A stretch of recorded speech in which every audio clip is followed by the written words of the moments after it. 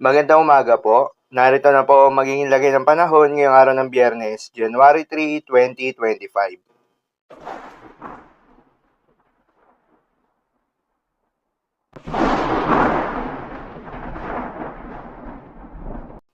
Sa kasalukuyan na tayo sa pag-asa, patuloy pa rin umiiral itong northeast monsoon o hanging amihan at nakakaapekto sa may extreme northern Luzon. Dahil dito asahan yung maulap na kalangitan na may kasamang mga pag-ulan. Habang itong shear line o yung salubungan na malamig na northeast monsoon at mainit na hangin galing sa may silangan ang nakakaapekto naman sa may eastern section ng Central Luzon at nalalabing bahagi pa ng Northern Luzon. Dahil dito asahan naman yung maulap na kalangitan na may kalat-kalat na mga pagulan at isolated thunderstorms.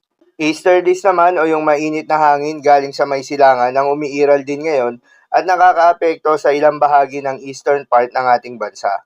Dahil dito, asahan naman yung maulap na kalangitan na may kalat-kalat na mga pagulan at thunderstorms.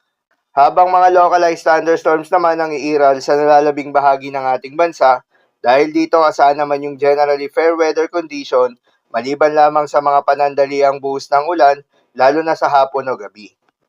Magandang balita naman dahil ayon sa pag-asa ay wala tayong binabantayan na low pressure area o bagyo sa loob o malapit sa Philippine Area of Responsibility na maring makaapekto sa ating bansa hanggang sa susunod na 3 araw.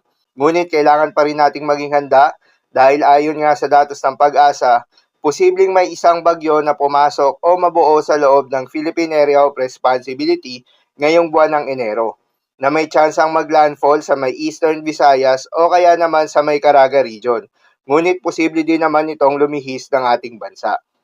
Para naman sa magiging lagay ng panahon ngayong araw ng Biyernes, dahil nga sa epekto nitong easterlies, asahan sa Bicol Region, Eastern Visayas at Quezon ang maulap na kalangitan na may kalat-kalat na mga pagulan at thunderstorms.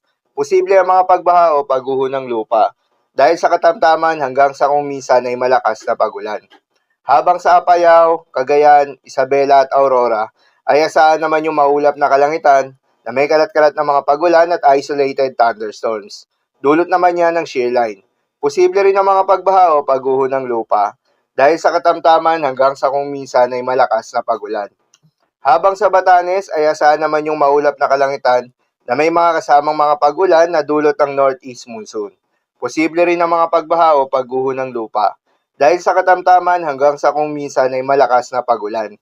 Habang sa Ilocos Region at nalalabing bahagi ng Cordillera Administrative Region at Cagayan Valley, ay asahan naman yung bahagyang maulap hanggang sa maulap na kalangitan na may kalat-kalat na mga pagulan o thunderstorms na dulot ng shear line.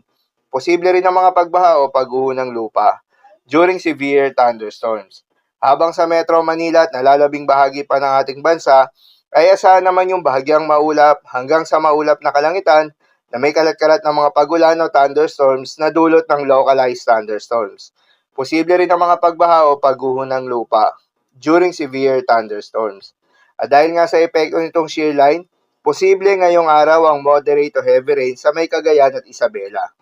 Kaya naman sa mga apektadong lugar, ingat sa mga posibleng banta ng pagbaha at pagguho ng lupa, lalong-lalo na sa mga lugar na inuulan na noong mga nakaraang araw pa. Para naman sa magiging lagay ng mga dagat baybayin, ayon sa pag-asa ay wala tayong nakataas na gale warning sa anumang seaboards ng ating bansa.